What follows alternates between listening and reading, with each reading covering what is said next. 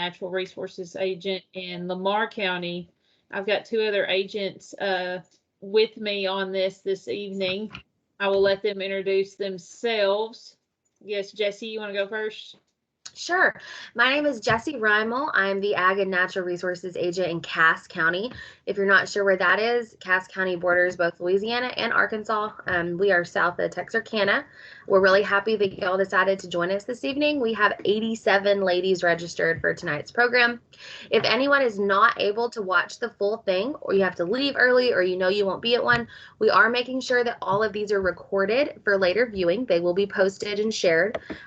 So if you have to hop off early to go feed, or you know that you're going to miss an entire one, just keep that in mind. We will have all those available. It won't be instantaneous. It does take a few days for us to get it downloaded and processed and ready to share, but they will be available. With that being said, please make sure that your mic is muted. If not, it creates a bit of an echo, and make sure that your videos are off. But all of y'all seem to have great online program etiquette, so thank you for that. Casey, would you like to introduce yourself? Hi, yes, I'm Casey Davis. I'm the agent over in Camp County, and I'm not quite as far east as Jessie, but just a hop, skip, and a jump, and you'll be in her county. So we are excited for this program. We hope we'll share some good stuff for you guys tonight.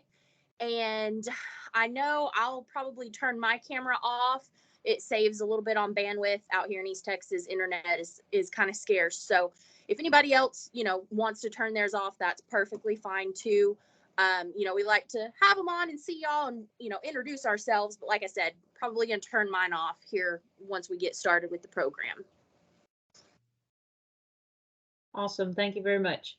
Well, as people keep coming in, we're going to let them in. But right now, I guess we're going to turn it over to, Dr. Tiffany Lashman. She's actually joining us through a video tonight. So please, if you have any questions throughout, either type them in the chat box. We're going to be monitoring that throughout the evening, or you can wait and you can ask us questions afterwards. This video is going to be about an hour and a half long. If multiple people need a break, let us know and we'll try to take a quick break. But if not, we're going to try to roll right on through. That way we can get y'all in and out of here. That way we don't take up your entire evening. So without further ado, I'm going to. Hey, Jessica, I would say since it is a recording, for anyone go ahead and ask your questions as you have them via chat, but we may not, it might be easier not to have to stop the recording for Tiffany's recording and then answer questions, so questions in the chat, and then after Tiffany's recording plays, then we can talk and answer questions. Okay. Yep. That sounds great to me. All right. Let me share my screen and get rolling here.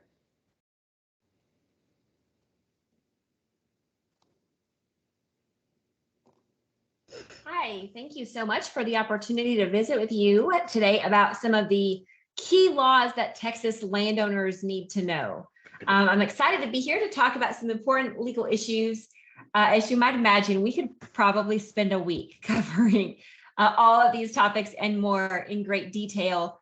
But today we're certainly going to try to hit the high notes and get you some general information that may be helpful to you from an agricultural law perspective as a Texas landowner. I have to give you a little disclaimer when I speak. It basically says I'm a lawyer, but I'm not your lawyer. And so I'm going to be giving you general information today, but I'm not going to be able to provide anyone with specific legal advice. If you need that, you'll need to hire your own attorney who can help assist you with your particular issue. A little roadmap of where we're going to spend our time over the next couple of hours. The first thing we're going to talk about is some agricultural law resources. I think that this will be really useful because again, we can't cover everything today, but I've got some great resources available if there are other topics you're particularly interested in, or if you want more information on some of the topics we're going to hit on today. We're going to really focus on three areas. The first one's going to be landowner liability protection. This is an area where I get a ton of questions. It's a really important topic. I've got some really practical information to share with you today. Then we're going to talk about access to property. I don't know if there's something in the air or what's going on, but I have gotten a ton of calls in the last couple of weeks dealing with easements and property access. So I think that that's a really useful area of law as well. And then we'll wrap things up with fence law, which I think is a particularly interesting issue, if only for the fact that I think there is the most misinformation out there about Texas fence law. So hopefully we can do some myth busting and correct some of those maybe inaccurate ideas that we have. So with that, the first thing I'll mention is I've got a handbook, and you'll see here I've got sort of a whole suite of materials that fall under my Owning Your Piece of Texas Key Laws Texas Landowners Need to Know umbrella. The first one is a handbook, and this was written for landowners. It's about a 14-chapter handbook that really covers the gamut of laws that you may need to be aware of. Certainly all the laws we're going to discuss today are included. We also have chapters on water law and eminent domain and property taxes. Tons of great information there. If you'd like a PDF, you can just download one for free on my blog. If you want to order a hard copy, we sell those. Because of printing and shipping, they cost $30, and that covers to get it shipped right directly to you. My assistant, Lucretia, handles all of that, and there is her contact information if you're interested in getting your hands on a hard copy of the book. We also have a course. It's called Owning Your Piece of Texas, same title. And what this is, it's a full day course. It's 6 or 6.5 hours of instruction, again, on the key laws that landowners need to know. We have a live course option. We have one of those left in 2020.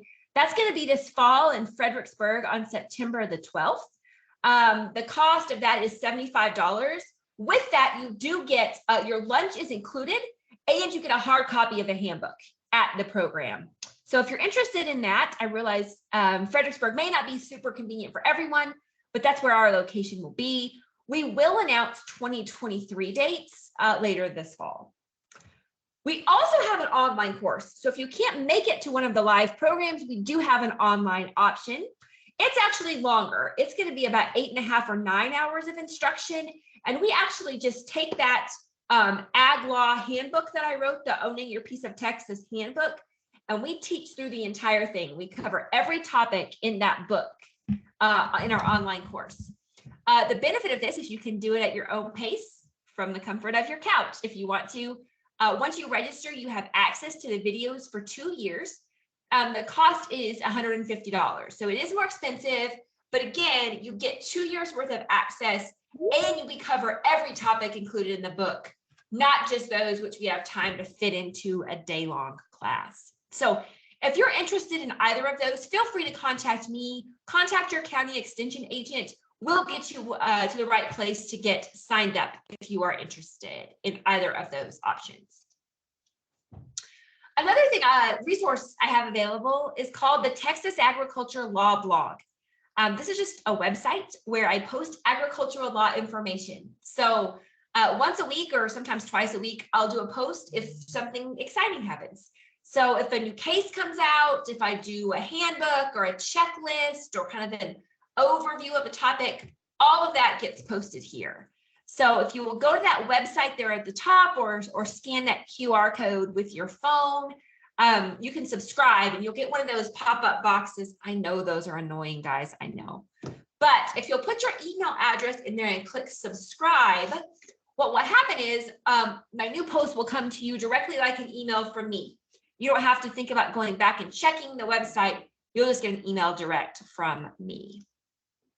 Okay, the last resource I want to mention is a podcast I have. So if you're a podcast listener, we're on all your apps. You can scan the code there. You can just look for Ag Law in the Field in your favorite app. If you're not a podcast listener, or maybe you don't even know what a podcast is, that's okay. Essentially what I do is just an audio interview with an ag lawyer or other expert over a different topic. And then I post them so you can listen to them for free. You can listen on your smartphone or on your computer. Just go to that website there at the top or Google Ag Law in the Field podcast. And what you'll find is a list of about 125 episodes. So as you can imagine, we've covered a broad variety of topics in 125 interview conversations. But those are available for you to listen to for free at any time. Hopefully that'll be a useful resource for you as well. So with that, let's dive into our first topic, which is landowner liability. The way I like to come at this, and I think it's useful for landowners as well, is for me to sort of step in and talk about 5 steps to liability protection. And so we're going to walk through each one of these. I think really useful practical steps that you can take. All right. And so what I always tell folks is my goal here is for you to have kind of like a folder, right, with a bunch of different options for you to take to your lawyer. If somebody gets killed or injured on your property, we take this folder, hand it right to the lawyer, and he's got all kinds of options to use to defend you in a lawsuit. Okay. And you'll see sometimes these are going to overlap. Sometimes you may have a situation where there are a bunch of possible defenses we're going to talk about. That's what we want. We want options because we don't ever know which one we might need in a given situation. So with that, the first thing I want to discuss is liability insurance. Hugely important. And I will say this, there are very few absolutes, I will tell you, but every agricultural landowner and every agricultural tenant needs to have liability insurance. Period. No exceptions. Okay. If you own agricultural land or lease it, you've got to have that liability insurance. And the reason for that is twofold. Number one, I think everybody is pretty familiar with how insurance works, right? It gives you coverage up to your policy limits if somebody gets injured or damage is caused due to a covered claim. Okay, that's one benefit. The benefit that you don't want to overlook is the second one, and that is liability insurance provides you a defense in the event that somebody is injured on your property. So what that means is if somebody gets hurt on my ranch, my first phone call is to my insurance agent. They're going to hire me an attorney on their dime to represent me and either get me out of that lawsuit, right, or try to get some sort of settlement to resolve the dispute. Hugely beneficial, right, to have that lawyer the insurance company is paying for to represent you in a lawsuit. Liability insurance is usually pretty affordable. And I realize you may think, wait a minute, I've seen our insurance bill. It didn't look affordable to me. I understand that. But if you look at the actual breakdown of the charges, my guess is the expensive portion of the bill wasn't the liability insurance. It's the property coverage. That's the piece that's expensive. The liability insurance oftentimes may be extremely affordable. I'll give you an example. We own half a section of land here in the Panhandle. We have $500,000 of liability insurance. We pay about $120 a year for that coverage. $120 a year gives me $500,000 in coverage and a lawyer on speed dial. Seems like an easy decision to make for me. A question I get all the time, how much liability insurance do I need on my property? And I'm going to lawyer you here and tell you it depends on what you're doing, right? You really need to sort of take an analysis of what's the potential risk that I have on this particular property. Okay, so for example, we lease one piece of land. It's in the middle of nowhere, not on the county road. Nobody hunts there. Okay, we just have our cows out there. I have liability insurance. I don't have a ton because my risk is fairly low. Okay, let's compare that with like a pumpkin patch. We're opening our place up to the public. We've got kids running around everywhere, carrying sharp objects, like much higher risk profile, right? And so you really have to analyze that. And that's where a good insurance agent can sort of help you make some of those analyses. One thing I will tell you here, and this is going to be a teaser for what we have coming in a little bit, if you're going to have recreational users on your property, okay, that's going to be anybody coming to do something like hunt or fish or swim or ride four-wheelers, okay? If you're going to have recreational users, you should have at least the amount of insurance listed in the Texas recreational use statute. We're going to talk all through that in a little bit, and I'll explain why, okay? But just flag that here. If you have recreational users, you want to have the amount of insurance that's included in that recreational use statute. Okay. Another really important issue here is you want to make sure that every activity you have going on is covered, right? Hugely important. If you have an activity that's not covered by your insurance policy and something happens, insurance isn't going to apply. You're not going to get the coverage for the limits. You're not going to get the defense. So make sure you have that covered. So one example, a lot of people have farm and ranch policies. And that's going to cover you, typically speaking, right? Always check your policy. But typically speaking, that's going to cover you if, like, for example, your cow gets out on the highway and gets hit by a vehicle, okay? But as you get further and further from kind of what you think of as traditional ag, it becomes more and more questionable if your policy is going to cover that. So will a farm and ranch policy cover people paying to come hunt on your property? Better check that and confirm it with your policy. Will that policy cover you if you are selling your beef at a farmer's market or on the internet, right, and shipping it around the country? I'll almost guarantee you it won't, right? So make sure that you have the correct insurance for whatever activities you have going on, all right? It may be as simple as just adding an endorsement to your current policy. That'll add additional cost, but that's a very simple way to just make sure you've got that coverage. It may be a more complicated situation where instead of just an endorsement, you may need a wholly separate policy. Again, not a huge issue. You just need to make sure you have that coverage. Okay. Another thing you want to do here, watch for any caps on coverage in the fine print. This is true on any contract that you read. You've got to read the fine print. But as far as liability insurance goes, I'll tell you one place I see this pretty frequently here in Texas. There are a lot of $1 million farm and ranch policies that exist, okay? And what they say is it's $1 million policy, but there's a cap on any pesticide or herbicide drift damages.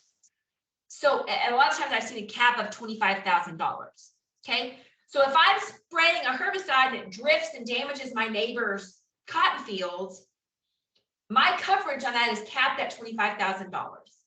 Okay, and there's a big difference between 25,000 and $1 million, and I'll let you guess when most people figure out that there's a cap. Okay, so read those policies carefully, watch for those caps on coverage. One other thing I want to hit on about insurance, and then we'll move to kind of the next item here. Let's talk about umbrella insurance policies. Umbrella policies can be a great way to add additional insurance dollars of coverage. But here's my concern. I want to make sure we have to understand what an umbrella policy does and what it doesn't do. Okay? What I mean by that is a lot of people will say things like, oh, I heard your talk on insurance. I don't have to worry about that because I have an umbrella policy. So everything is covered. Okay? Maybe or maybe not. All right? To get an umbrella policy, the first thing you have to have is a base insurance policy, a base liability policy. It is that base policy that tells you what's covered and what's not, what's in, what's out, okay? The base policy does that. What an umbrella does is it sits on top of that base policy and adds additional dollars of coverage. So in other words, it can increase the dollar amount. It doesn't increase the scope of what's covered, okay? So the idea of, oh, my umbrella covers everything may or may not be true. It depends on that base policy. So if it was me, I would have called it a top hat policy, not an umbrella, because it doesn't cover everything, right? It sits on top to increase the dollar amount of coverage, okay?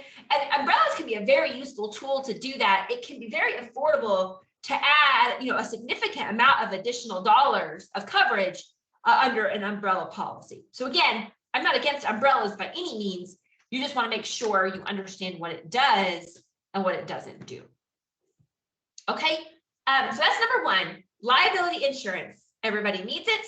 Everybody's got to have it. Okay, make sure that that's something you have in place. The second thing is you need to think about your property and how to identify dangerous conditions on the land. And the reason for that is under the law, if somebody comes on your property and they get injured due to a condition on the land, right? If they fall in a hole, if they trip over a fence, things like that, okay? Conditions on the land. What a court's going to ask is, did the landowner meet the duty of care or responsibility they owed to the injured person? If you satisfy that duty of care, right? If you do what you have to do, you're not liable for that injury. If you fail to meet that standard of care, that's where you can be liable. Okay, so this is going to be a little bit law schooly, but stick with me here, all right? There are 3 categories of people that come on your property, and you owe a different level of responsibility to each one of them. So the first category is called a trespasser. This is going to be anybody who comes on the land without your permission. So for our purposes here, I don't care about purple paint or no trespassing signs. None of that matters. If somebody comes on your land without your permission, the only legal obligation you have is you cannot intentionally injure them, and you cannot act with gross negligence. That's it, okay? That's a very high standard. It's very difficult for an injured person to prove that you intentionally hurt them or acted with gross negligence, okay? Well, we all understand what intentionally injure means, but gross negligence means you do something that is extremely egregious. It kind of shocks the conscience or shows a conscious disregard for human life. Very hard to prove. Okay, so that is an extremely landowner-friendly standard if a trespasser gets injured. Okay, the next category of people is a licensee. So this is going to be somebody who comes on the land for their own benefit.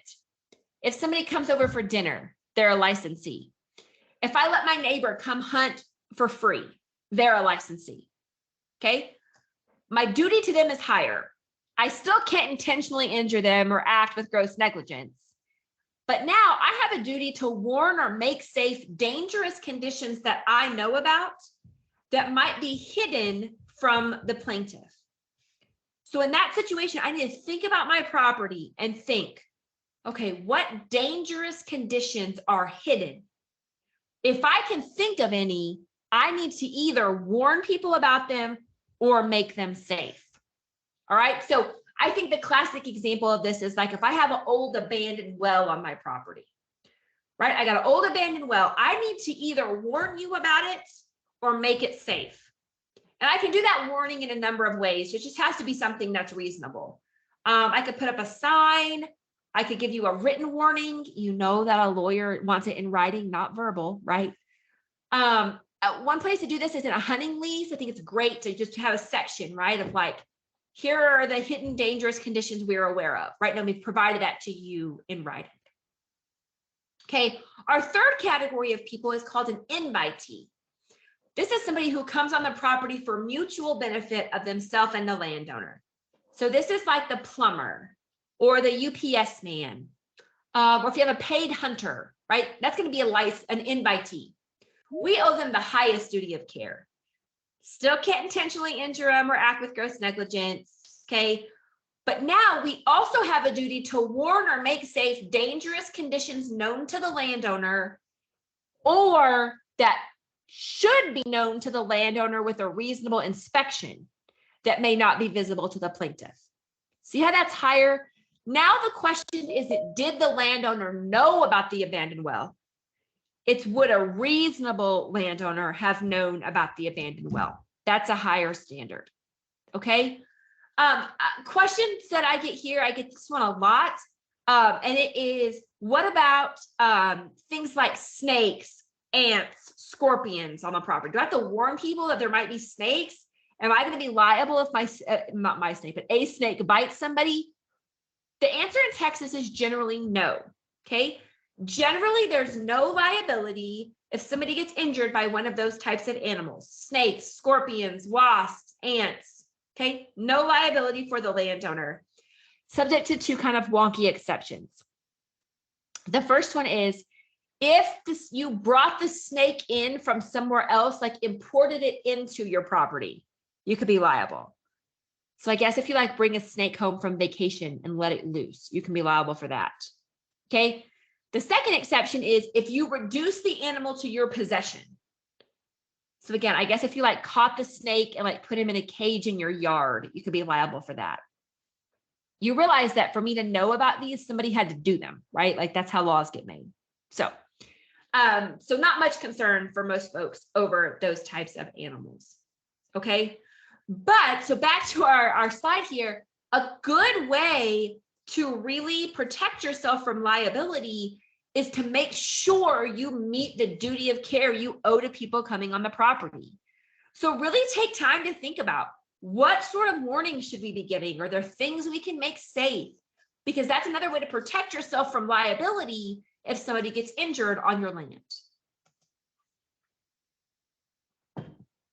Number 3, let's talk about liability waivers. I'll get the question sometimes, are those waivers even worth the paper that they're written on? The answer, generally speaking, okay, is that Texas courts generally will enforce a liability waiver if it's properly drafted and if the injured party is an adult. I'm going to talk to you about that second one for just a second. The Texas Supreme Court has never decided if Texas will enforce liability waivers signed by parents on behalf of minor children. I don't know what the Supreme Court would do, okay? But there are some appellate level courts and the Fifth Circuit Court of Appeals federally that indicate that Texas isn't going to enforce liability waivers signed by a parent on behalf of a minor.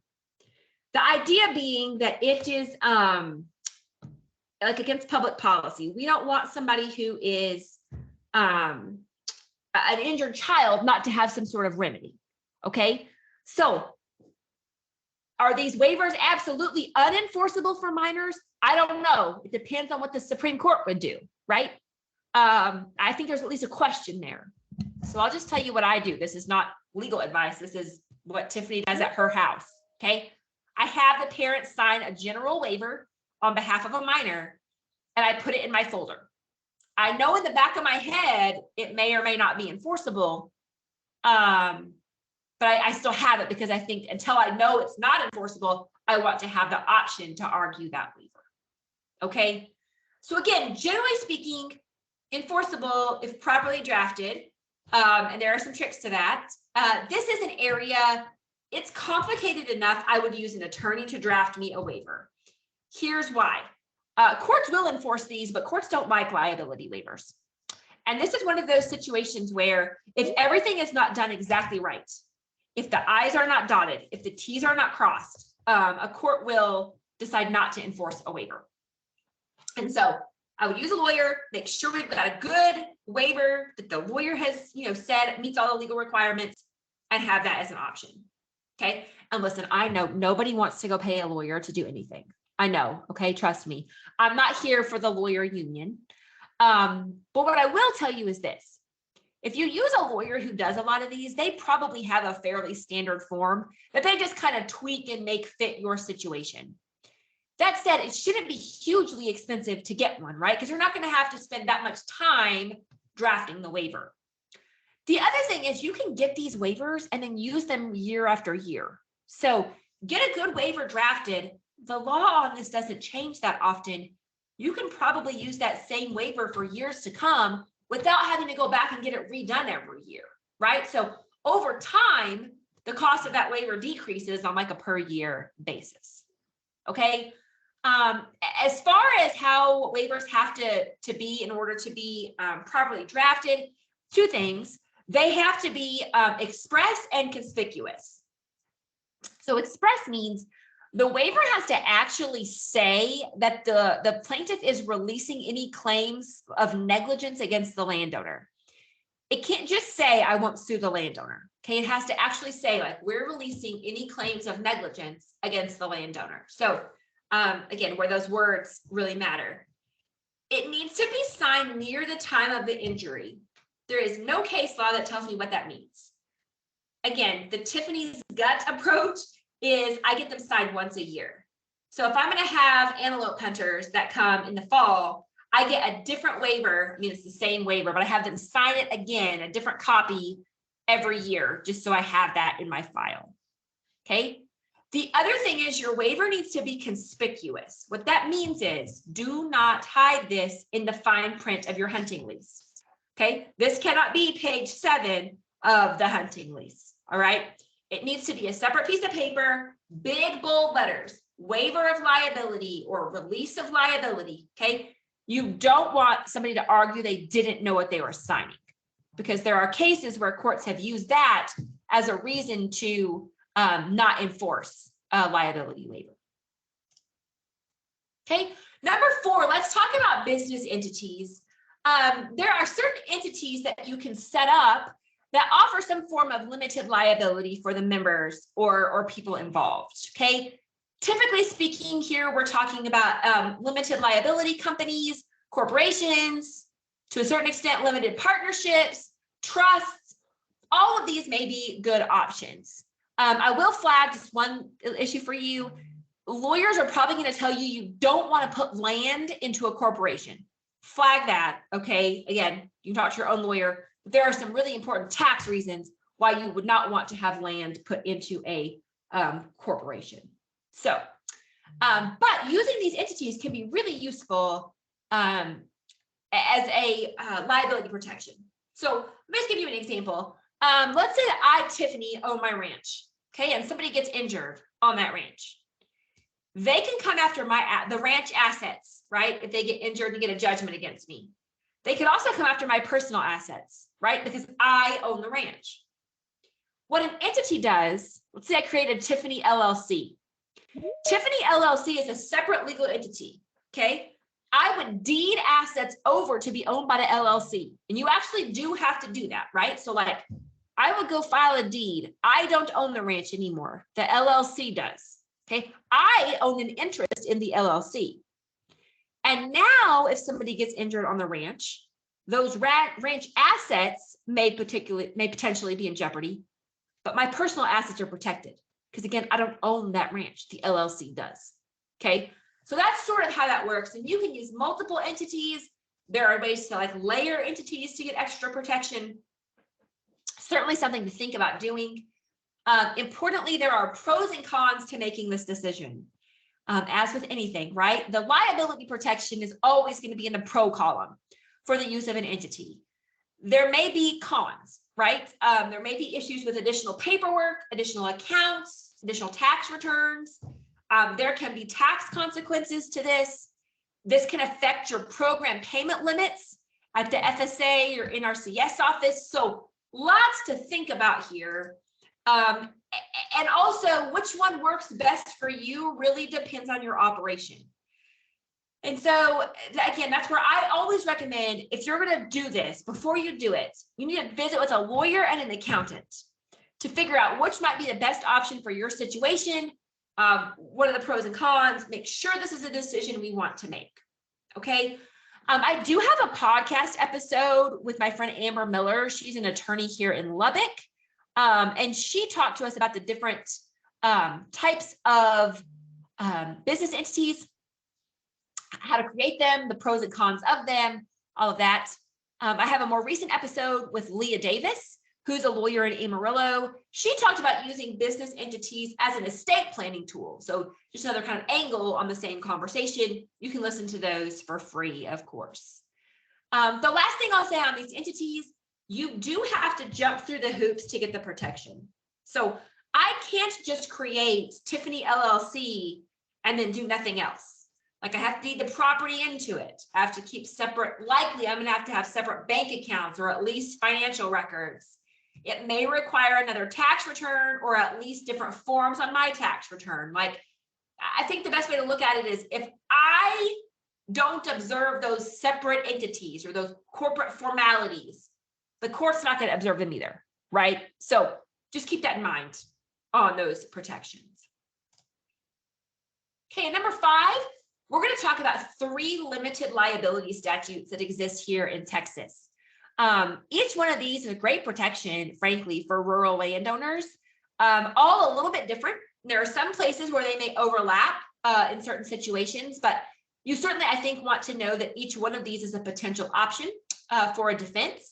So we'll walk through each of these 3. The first one's called the Texas Recreational Use Statutes. Okay, and this statute basically says the idea is we want to encourage landowners to open up their private property to let the public come out for recreational uses. And one way the legislature tried to do that was by offering use of limited liability in the event that somebody gets injured. So what the statute says, it says landowners or lessees, it can apply to both.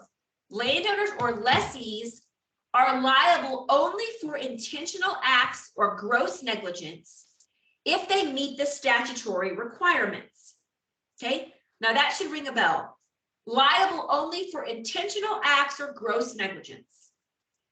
That's the trespasser standard. Okay, remember I told you that's a really high standard, landowner friendly, hard to prove. This statute lets you treat people coming on your property for recreational use, even with permission, even if they're paying you. You get to essentially treat them as a trespasser for liability purposes. Okay, huge protection for landowners. There are 3 requirements. I'm going to walk you through each one of these one at a time. The requirements are you have to have agricultural land. The plaintiff has to be there for a recreational purpose. And then you've got to meet one of the 3 monetary requirements. I'm going to give you 3 options. All right. The first thing I'll say when we talk about agricultural land, there are portions of this statute that apply to non-agricultural land, just not all of it. Okay. And so since we're doing an ag program today, I'm not going to get into those distinctions, but just flag, some of it may apply to non-ag land. Okay. But today we're focused on agricultural land. The statute says that's land that is suitable for growing crops, forestry, or raising livestock. Suitable for doesn't say you have to be doing it. Okay. It also is not based on what the appraisal district says. All right. So pretty broad test, right? Suitable for growing crops, forestry, or raising livestock. So very broad test that exists. Okay. So that's number 1, agricultural land. Number 2, the person who was injured had to be there undertaking a recreational use. The definition includes all of these, very broad. Hunting, fishing, swimming, boating, camping, picnicking, hiking, pleasure driving, nature study, cave exploration, water skiing or other water sports, biking, disc golf, walking dogs, radio controlled flying and related activities. And then it says, and any other activity associated with enjoying nature or the outdoors. So extremely broad definition of recreational use. Okay, so number 1, we have ag land. Number 2, the plaintiff is there for a recreational use. And then number 3, I'm going to give you 3 options from a monetary perspective. As long as you meet any one of these, okay, along with the other 2, ag land, recreational purpose, 1 monetary requirement, the statute applies, and you are only liable for intentional acts or gross negligence. Okay, so our first option is if you did not charge a fee. So if I'm a landowner and I let my neighbor come hunt for free, the statute applies, right? I have agricultural land, but hunting is a recreational purpose, and I did not charge a fee. That means that the recreational use statute applies. I'm liable only for intentional acts or gross negligence. That's the whole statute. There's no exceptions. There's no signs to hang up, no paperwork to do.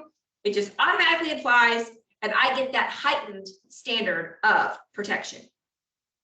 Okay, that's your first option. But what if you want to charge? There's an option for that too. The statute says it applies if the total charges collected over the past calendar year are not more than 20 times the amount of ad valorem taxes imposed on the premises for the previous calendar year. In English, what that means is get a piece of paper and a pencil. Add up all the money you made from recreational users last year. Anybody paid you to hunt or fish or hike, get a total. Okay. In the second column, you're going to add up any property taxes you paid last year anywhere in Texas. not just the hunting land. You can count the house in town. Any property taxes you paid, get a total. So long as the income number is not 20 times higher than the tax number, the statute applies, and you get that increased liability level. Okay, most people fit there. You've got to make quite a bit of money from recreation for that not to work. All right. Or here's your third option. If you carry liability insurance coverage of at least $500,000 per person, $1 million per occurrence, and $100,000 for property damage. If you carry that level of insurance, okay, the statute applies, or higher. The statute applies. We don't care how much you charge for hunters. Okay. And as an added bonus for agricultural landowners, if you carry that level of insurance or higher, the damages that a plaintiff can collect are capped at that amount. In other words, a plaintiff cannot come after you and recover more than your insurance limits. Okay, you're not paying money out of your own pocket beyond the deductible. All right, because there's that cap imposed by the law. So do you remember earlier when I told you I don't know how much liability insurance you need, but if you have recreational users, you need at least the amount of insurance included in the recreational use statute. This is the amount, and this is the reason why. Okay, that cap is a great additional protection for agricultural landowners. Okay, so that's the recreational use statute. Very easy to comply with. If you are a landowner with recreational users, please make sure you meet these requirements and you avail yourself of that protection. Okay. The second statute we'll talk about is called the Texas Agritourism Act. You're going to see this is going to overlap a lot with the recreational use statute. There are a lot of instances where both might apply. Okay, but there are differences, and that's why you want to have the opportunity to have both protections. So the Agritourism Act is fairly new. It was only passed in 2015. And again, we're trying to encourage economic development by having farms, ranches, and rural attractions opened up to the public. And what the statute says is an agritourism entity is not liable if the plaintiff is there for a recreational or educational purpose and the owners have either hung up a sign or obtained an Agritourism Act release. So see, there's going to be an extra step here to get that protection. Just a few definitions. The first thing to understand is it talks about that agritourism entities are protected. Based on these definitions, an agritourism entity is essentially anybody who's providing a recreational or educational activity on agricultural land, regardless of compensation. Okay, so this doesn't just apply to like the pumpkin patch. Okay, it also is going to apply to my ranch, my farm. Okay, and so it applies again to agricultural land, and that's that suitable for test again. Land that is suitable for growing crops or raising livestock. Interestingly here, for those of y'all in East Texas, this could be an issue. The recreational use statute also includes suitable for forestry. The agricultural land definition under the Agritourism Act does not. I don't know why that is, but that is a difference I want to just flag for you.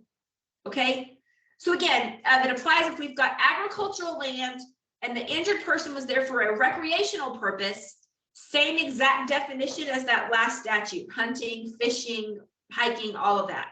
Okay, but it's broader here, or an educational purpose. So let's say that the 4-H agent wants to bring out folks for a field day on the ranch. Okay, maybe that's not recreational, but it certainly is educational, and now the Agritourism Act applies. All right. However, to get the protections of the act, you're going to have to take an additional step here. Okay, you have to either hang up the sign or get the signed Agritourism Act release. Okay, the sign, the law says it has to be posted at a clearly visible location on or near the premises where the activity is conducted. So I copied and pasted that language right from the statute. You could make your own sign. There are groups that sell them. I know for sure that Texas and Southwestern Cattle Raisers has them.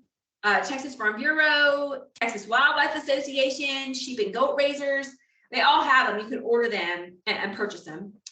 You got to hang them up near where the activity is conducted in a clearly visible location. I tell people for hunters, you probably want to have them on your gate. That seems like the safest bet to me. You know, if you've got people who are fishing at this certain tank or pond, hang it there, right where the fishing occurs. So you can either hang up the sign, or you've got an option to get the Agritourism Act release, okay? It has to be signed before the agritourism activity by the participant or their parent, guardian, or managing conservator. It needs to be a document separate from any other agreement. Do not put this in your hunting lease. You can put it with your liability waiver, but nothing else, okay? And then you have to print this in at least 10-point bold font. I don't know where they get that from, but that's what it says. Okay. Again, here's the language that you want to have. All right. I can just print it off and have them sign it before the activity. Okay. Again, you can do the sign or the waiver. I think there are benefits to both. What I like about the sign is I can hang it up and forget about it, right? Like I hang it up, I don't have to chase you down to sign my waiver. The one place I think the waiver is better is if you're going to have minor children on the property. Remember how earlier I told you I don't know if a court will enforce a liability waiver against a minor child, like a standard one? Look at the second bullet there that I have in italic. This statute specifically says that this waiver can be signed by the participant or their parent, guardian, or managing conservator. That looks like pretty good evidence to me that the Texas legislature intended this statute to waive claims for minor children. So if I were going to have any kids under the age of 18 on my property doing anything recreational or educational, I would make sure and have this waiver signed by the parent. Okay, there's a list of exceptions for the Agritourism Act. We're not going to go through these just because there's not any case law on them, so I really can't give you any more insight. But just know there are exceptions that may apply. Hang up the sign, get the waiver, and let the lawyers argue about the exceptions is sort of my approach. Okay, our very last discussion today on as far as statutes go is going to be of the Farm Animal Liability Act. This used to be called the Texas Equine Act. Some of you may remember that, or may still have some of those signs in your barn. But the idea behind the Farm Animal Liability Act is that the legislature wants to limit liability for inherent risks associated with farm animals. And so the idea here basically is, listen, if somebody is involved in a farm animal activity, there's an inherent risk they could get injured. And we don't want the animal owners to be liable for that, right? So, I mean, the classic example is somebody, you crawl on a horse, there's an inherent risk you could get bucked off, even if you don't do anything wrong, right? And that's true whether you're Trevor Brazil or it's your first time on a pony, okay? The legislature doesn't want the owner to be responsible for that type of injury.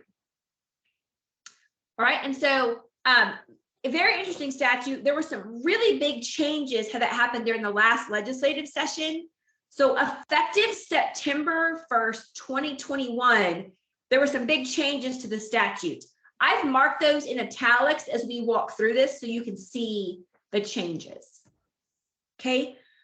The first thing is this statute applies if somebody is injured in a farm animal activity. And here's the definition of what a farm animal is. Kind of got to start there, right? Equine, bovine, sheep, goat, pig or hog, ratite, chicken or other fowl, and honeybee kept in a managed colony.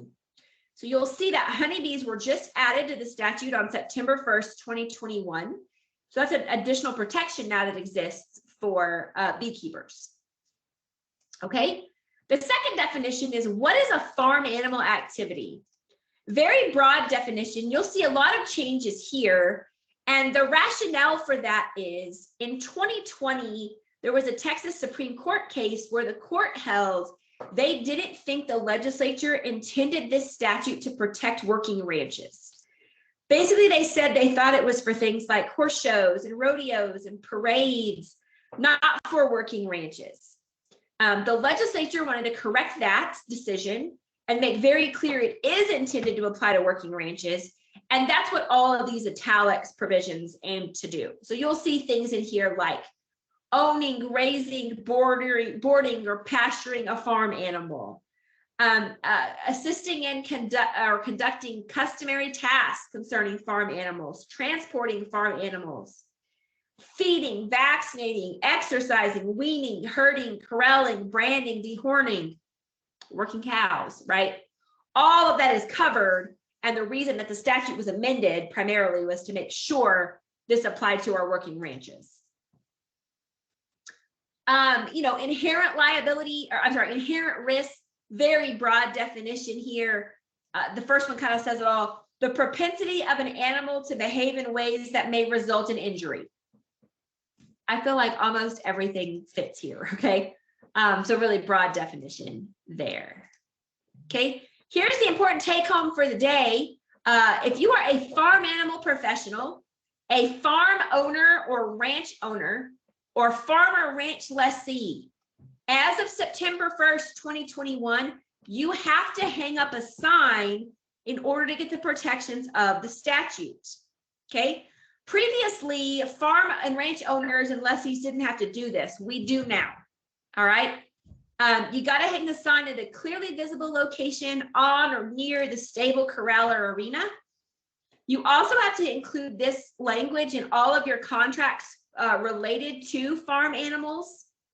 It must be clearly readable, and here's the language, okay? Again, you can make your own signs, multiple groups sell them. I know for sure cattle raisers and Farm Bureau have them. But get these signs made up, get them hung up, right? At clearly visible locations on or near stables, corrals, or arena. I've got some questions. What if I just have a big pasture and we don't have a stable, corral, or arena? I'd hang it on the gate in that situation, I think, right? We just want to make sure we've got these signs up and posted so that we can claim the protections of the statute. Okay. Lastly, there had been some question in the past about whether the statute could be used by a ranch owner as a defense if it was an employee or an independent contractor who got injured. The amendments to the statute now make it very clear that they can do that. So this statute absolutely is a defense if an employee or independent contractor gets injured during a farm animal activity. Okay, there are a number of exceptions to the Farm Animal Liability Act. Lots of exceptions apply here. There's one in particular I want to talk about. So one exception is if you provide faulty tack or equipment and you knew it was faulty or should have known, that's an exception to the statute. You don't get the defense for that. That seems fine. The one that makes me a little bit more concerned is a provision that says the defendant provided an animal to the person and did not make a reasonable and prudent effort to determine the ability of the participant to safely engage in the activity and to safely manage the animal. What that says to me is before you put somebody on a horse, you better ask some questions, right? We better know, have you ridden before? Are you a good rider? What horse am I putting them on? Think about the horse. I mean, also remember everybody thinks they're a better cowboy than they are, right? Which can be a problem. There's an exception for injuries caused by hidden conditions on the land that you didn't warn about.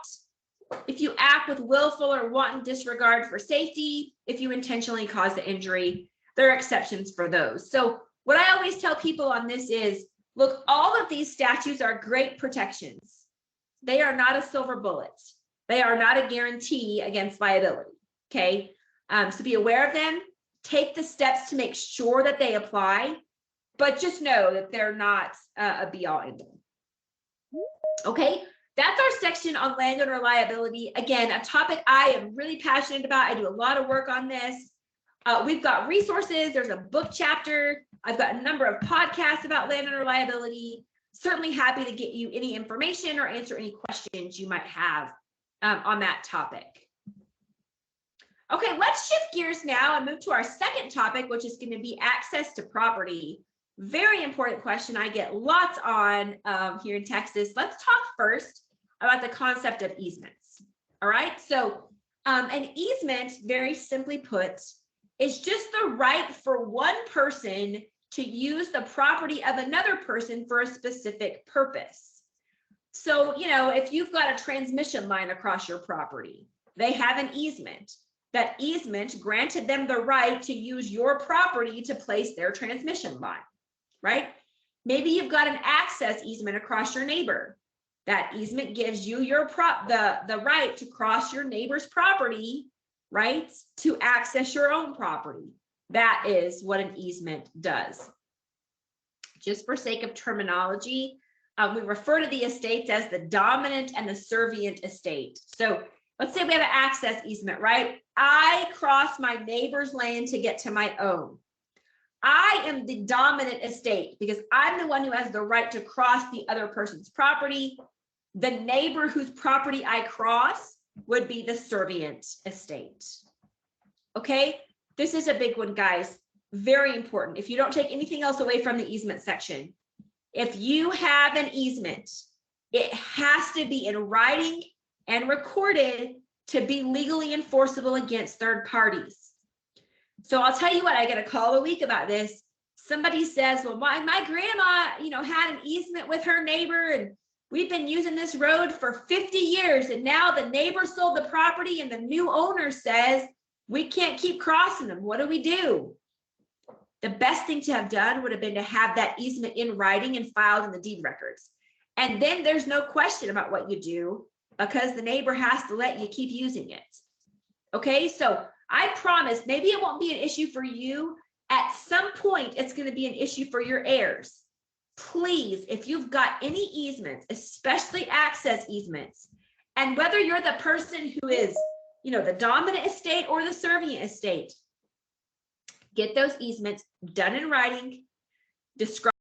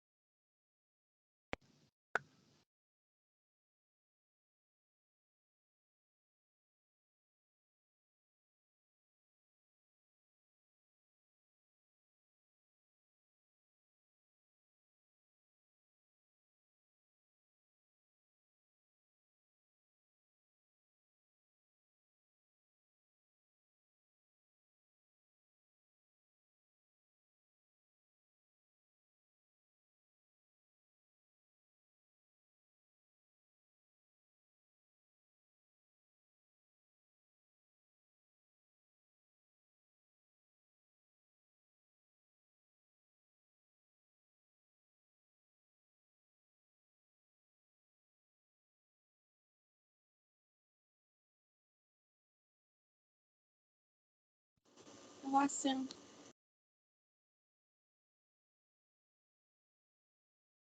Yes, ma'am.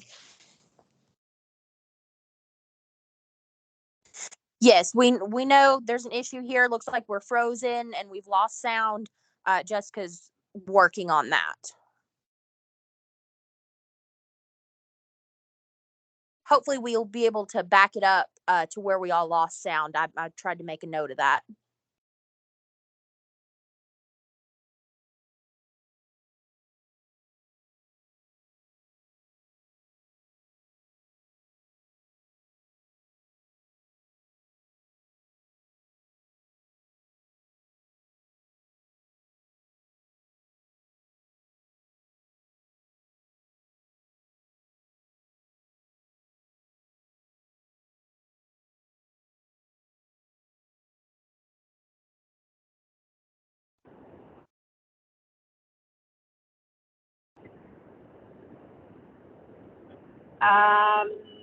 Seems to have lost sound. Is anybody there?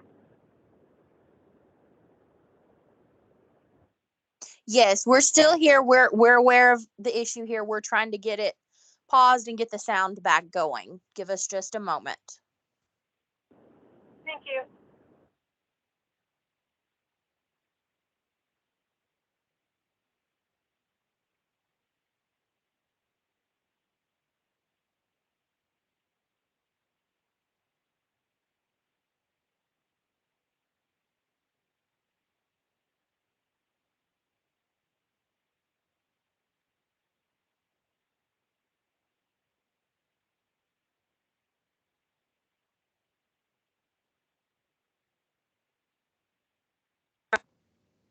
Okay. Can everybody hear me? Yes. Okay. Yes. Yes. Okay. Yeah, we Let can me- hear you now. Okay, let me see. We'll back it up 5 minutes. Yeah, it was at least 5 minutes. Okay.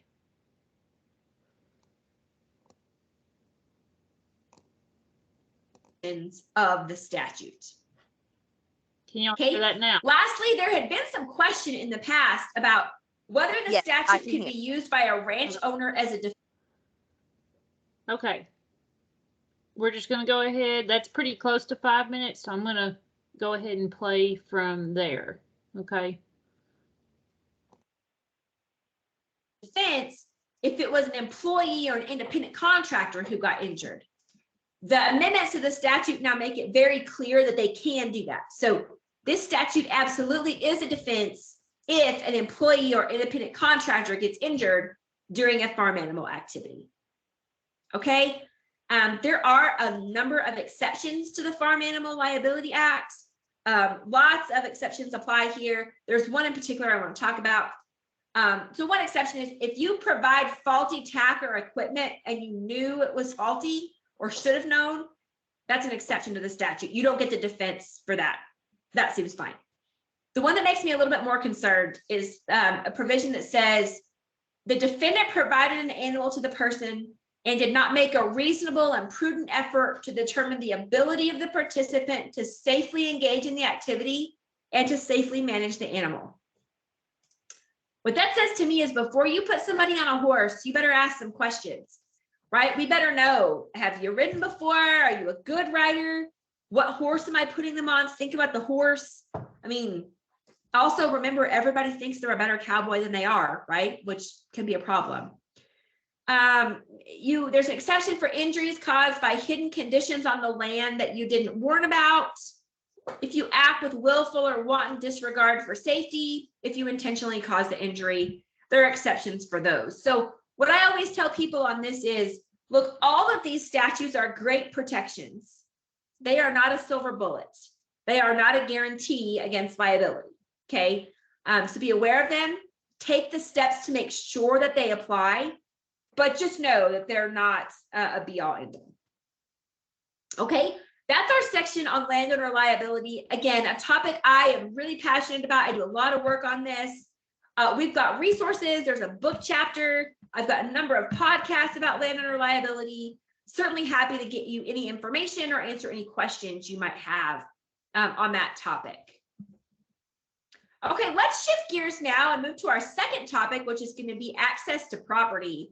Very important question I get lots on here in Texas. Let's talk first about the concept of easements. All right, so an easement, very simply put, is just the right for one person to use the property of another person for a specific purpose. So, you know, if you've got a transmission line across your property, they have an easement. That easement granted them the right to use your property to place their transmission line. Right? Maybe you've got an access easement across your neighbor. That easement gives you your the right to cross your neighbor's property, right? To access your own property. That is what an easement does. Just for sake of terminology, we refer to the estates as the dominant and the servient estate. So let's say we have an access easement, right? I cross my neighbor's land to get to my own. I am the dominant estate because I'm the one who has the right to cross the other person's property. The neighbor whose property I cross would be the servient estate. Okay, this is a big one, guys. Very important. If you don't take anything else away from the easement section, If you have an easement, it has to be in writing and recorded to be legally enforceable against third parties. So I'll tell you what, I get a call a week about this. Somebody says, well, my grandma, had an easement with her neighbor, and we've been using this road for 50 years. And now the neighbor sold the property and the new owner says, we can't keep crossing them. What do we do? The best thing to have done would have been to have that easement in writing and filed in the deed records. And then there's no question about what you do, because the neighbor has to let you keep using it. Okay, so I promise maybe it won't be an issue for you. At some point, it's going to be an issue for your heirs. Please, if you've got any easements, especially access easements, and whether you're the person who is, the dominant estate or the servient estate, get those easements done in writing, describe exactly what's allowed, get them recorded in the deed records. Okay, very important issue. Okay, there are several types of access easements, and again, it's access to property that we're going to focus on here. Several types of those easements, and we're going to walk through 4 or 5 of those now. So the first option is an express easement. Okay, this is always the best. You want to have an express easement. What it is, as the name sort of implies, it's an express grant of specific rights from the servient estate owner to the dominant estate owner. What that means is, right, I am expressly going to give you permission to cross my property to access yours. Okay, that's an express easement. Again, got to have those in writing, got to have them recorded for them to be legally enforceable against third parties. Okay, when you are doing an express easement, the words matter, guys. You want to spell out exactly what rights that servient estate owner will have, and any limitations on the rights of the dominant estate owner. So examples of questions that I get. Well, I granted an access easement to my neighbor, but now, right, and it was going to be like one car crossing to get to his house, but now he has sold the land to a subdivider. There's going to be 30 houses back there, and now there's going to be 30 people crossing my land every day. If we had limited that in the easement, we might have been able to avoid that. Issues with gates. Do you have to keep gates closed? Will there be gates, etc.? Address that in the easement. How wide is the easement? Where is the easement located? All of those extremely important details you want to make sure you have in place. Okay, and again, written and recorded is what we have to do for these to be legally enforceable. Okay. And I've already said this, like you guys can see, this is a pet peeve of mine. If you've got an oral easement now or an unrecorded written easement, get it handled now. I promise you, your grandkids will thank you, because it's going to be super hard 50 years from now when they don't have a clue what happened, what the agreement was, what grandpa did or didn't do. Get that taken care of now. Okay, so that's an express easement. The next type of easement we're going to look at is a easement by necessity. So an easement by necessity, these basically come up in situations where property was divided, but an express easement wasn't recorded. And so the idea here is there's not an express easement, but if you have the right facts, a court can impose an easement based on the law. So sometimes you'll hear these called implied easements. The court's going to just imply that an easement was actually intended. Okay, so again, where it comes up, it's kind of in the subdivision context. Let's say I own property and I have 200 acres, right? I divide it up and I sell you 100 acres in the back. If I don't give you an access easement, right, we're going to have a problem down the road. An easement by necessity, again, if you can meet the 3 requirements that are kind of difficult, if you can meet those requirements, then the court will impose an easement for you, okay, based on the idea that the parties must have intended for there to be one. It just didn't get done, okay? If you are the person seeking to get an easement by necessity from the court, you've got to prove all 3 of the elements. You have to prove these 3 things, okay? The first one is there had to be unity of ownership between the dominant and servient estate prior to them being severed. So at some point in the chain of title, somebody had to own both properties. Okay, the same person had to own both properties. The second thing is the access you're trying to get has to be a necessity, not a mere convenience. Okay, so in other words, you have to have no other way to access that property. Not just, well, crossing my neighbor would be a lot more convenient than having to drive clear around the creek or something. Has to actually be a necessity. Okay, and then the third one is you have to prove that that necessity existed at the time the two properties were severed. That's the one that can be really tricky. Okay, and the reason for that is, think about it. Let's say that the two properties used to be owned by, Bob, and Bob severed those in 1930. Okay, you can go back and prove that Bob used to own both properties. You can prove that you don't have access any other way, and this is a necessity. It may be impossible to find somebody who can tell you that that necessity existed at the time the properties were severed. Okay, so again, this is why we don't want to rely on trying to prove an easement by necessity. An express easement from 1940 would be so much better for Bob and the other landowner in that situation. Okay, one thing to note on all of these implied easements, to get them granted, you would have to go to court. So you'd have to file a lawsuit, you'd have to get a court order granting the implied easement. Of course, that can be avoided if you can get that easement by necessity. I'm sorry, that express easement. Okay, next up, let's look at prior use easements.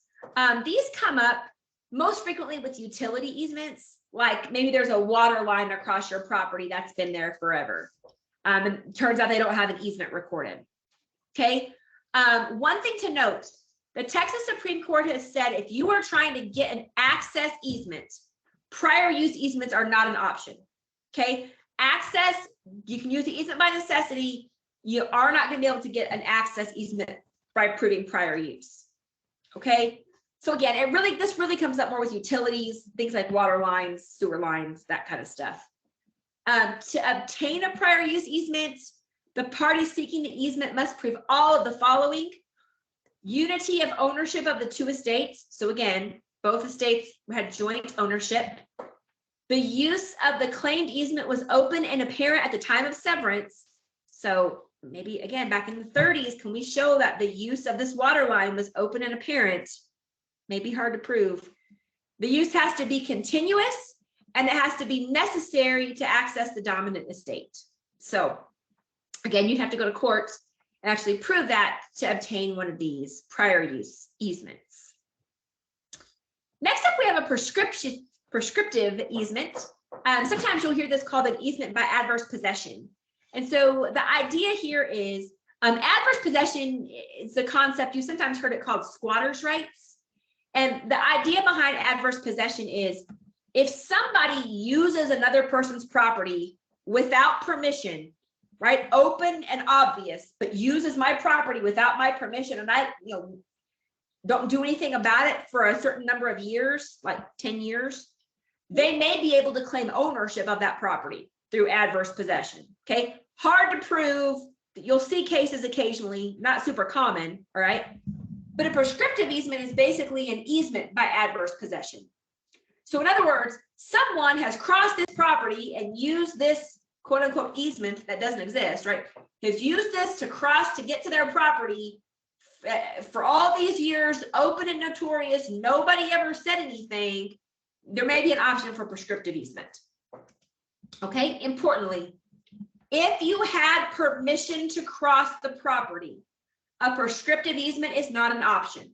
Okay, so you can't argue a prescriptive easement if years ago your neighbor said you could cross to get to your place. If there's permission, it cannot be a prescriptive easement. You're back to trying to prove the easement by necessity. Okay, again, the person seeking to prove the easement has to prove each of the following. They have to prove that their use was open and notorious. In other words, it wasn't hidden, right? It was obvious that they were using this crossing. Has to be continuous. Exclusive, they were the only ones using it. Adverse, again, no permission for at least 10 years. All right. So again, I'll tell you, tough to prove those. I'm not saying impossible. There are cases, there aren't very many because it's tough to prove those elements. All right. But that's how you can have a prescriptive easement. And then the last easement type we'll talk about is called an easement by estoppel. So essentially, if you have a person that is led to believe that an easement exists and acts in reliance upon that belief, the court may impose an easement by estoppel. Okay, what you have to prove here is you have to prove that there was a representation communicated by word or action that an easement existed. Okay, you believed that communication and relied upon it to your detriment. So there was one case that, as an example, a landowner buys a tract of land, neighbor, he meets the neighbor, he's crossing this neighbor's property to get to his own. Neighbor lets him do it, lets him do all this, builds a barn, he lets him cross with all the equipment, all the lumber, gets the barn built and everything. And then the neighbor says, oh no, you don't have an easement, you can't access your land anymore. The court said, wait a minute, like your action by not objecting to this and letting him build the barn, right? That was a representation. He believed that he had that easement. He relied upon it to build the barn. We're going to impose an easement now. Okay, so that's another type of easement. All right. Just briefly, I want to hit on the topic of landlocked property. It is a myth that you cannot be landlocked in Texas. I hear this a lot. Okay, people will say to me, well, that so-and-so can't be landlocked. Someone has to give them access, right? The law requires them to be given access. No, it doesn't. Okay, there are different ways to try and seek access, and maybe you can prove one, but there is absolutely no automatic right to access your property in the state of Texas. So you very much can be landlocked. Okay. Landlocked property is a problem for several reasons. Obviously, number one, you can't get to it, right? If I can't get to my property to use it, that's problematic. Also problematic, the title isn't marketable. What that means is nobody can get title insurance on the property. So if they can't get title insurance, right? If you're going to get a mortgage, they're going to require title insurance. You're not able to sell that property because of that lack of access. Another problem you've got is you likely can't use that land as collateral for another loan unless there is access. So lots of problems can come up for landlocked property owners. Just briefly, we're going to hit on this again. No automatic access, but there are a number of options that someone could try to access landlocked property. Okay, basically they start with all the easements we talked about earlier. Right? If you can get or prove an easement, now you can solve this landlocked problem. So you can go to your neighbors and try to get an express easement, right? Will anybody grant you an easement? Maybe they will if you'll pay them for it or something. But if you can obtain that express easement from neighbors, that can be probably the best way to deal with landlocked property. Oftentimes, though, neighbors may not be willing to give you that easement to access your land. And in that scenario, that's where you're going to have to see if you can prove one of the implied easements we talked about. Can you prove that easement by necessity? Again, that's a three-part test. And the kicker there is you got to show that the necessity existed at the time the properties were severed from joint ownership. If you can prove that, you can go to court and get a ruling, right, that grants you that easement. If you can't, then we got more problems, okay? Can you prove a prescriptive easement? Remember, that's that easement by adverse possession. You've made exclusive, open, and notorious use of that easement continually for 10 years without permission. If you can prove that, you can go get a ruling. Easement by estoppel can be an option, right? There was some sort of communication that you relied upon to your detriment. That's going to be an option if you can prove that. Right? So those are the implied ways, easement options to access landlocked property. There is also something in the Texas Transportation Code that allows the county commissioner's court to condemn an access easement for a landlocked property owner. You can look at the transportation code. It's 251.053. The highlights there are you got to provide an affidavit that shows you have no access to the property.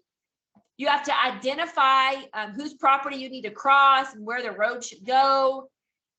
And then the kicker is that the commissioners can condemn a county road. They don't have to, okay? They get to make that choice if they are going to or not. If they do it, they will create the road. They will not maintain it. So you'd have to maintain the road yourself. All right, one other thing I'll flag here. There was a prior version of this statute that was deemed unconstitutional. The idea being that the county shouldn't be able to condemn something just for the benefit of one person, right? It has to be for public use. The legislature then basically repassed the same statute again. This one's never been challenged. It hadn't been held unconstitutional, but I do think there's at least a danger of that happening again. So it's on the books for now. It may be an option, but do know that there may be an unconstitutionality concern that could come into play on that. Okay, last thing on landlocked property, I call this a war story from Mayor Decker. I have a friend who's a small town lawyer in Stamford, Texas. He's also the mayor of the small town of Stamford. And he had a client with landlocked properties. So, and I think this is just a good illustration of how, yes, there are options. They may not work, right? And so that's why you really can be landlocked. So he had a situation where two sisters inherited land in West Texas without legal access. So the sisters inherited landlocked property. They were severed off from property that was facing a county road. So no county road access to them unless they cross one of the neighbors. Okay. They made multiple attempts to gain access. The first thing they tried, as you should, was to get an express easement from the neighbors. Okay. We had two county officials that were the neighbors. One was the sheriff. He was on one side, refused to grant an easement. The other was a county commissioner on the other side. He said he'd grant an easement, but he was going to charge an astronomical amount of money to do it. So no go on the express easement. So then they did some research to see if they could prove an easement by necessity. They could show in the deed records that there was unity of ownership. They could prove that they had necessity, right? They had no other way to access the property. But the problem was that the property was severed in the 1940s.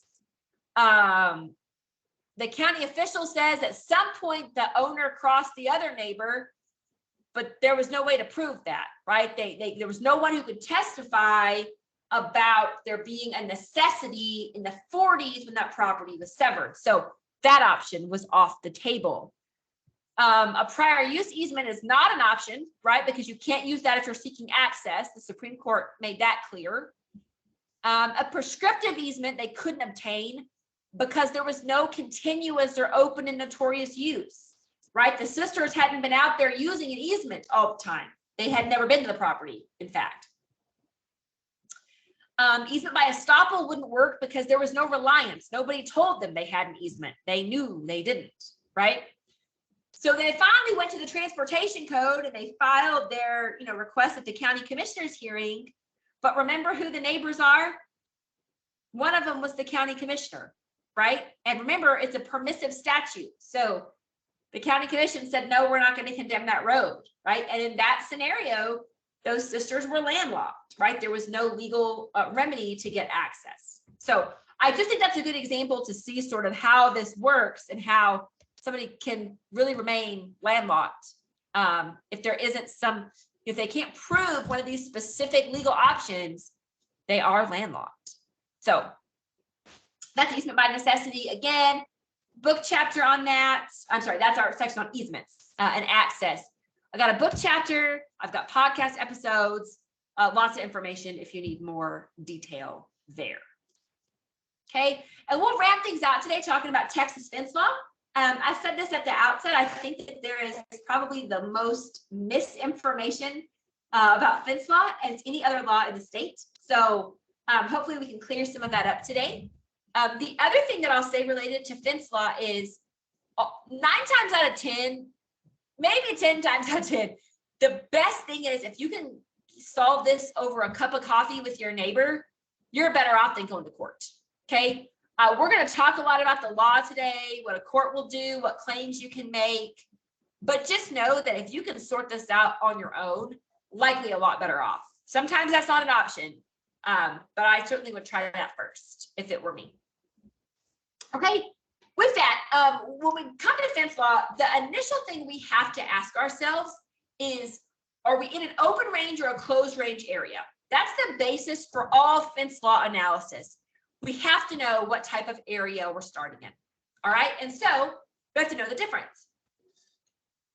And there are two approaches to fence law. An area can either be open range or closed range. Okay, in an open range area, sometimes you'll hear this called fence out.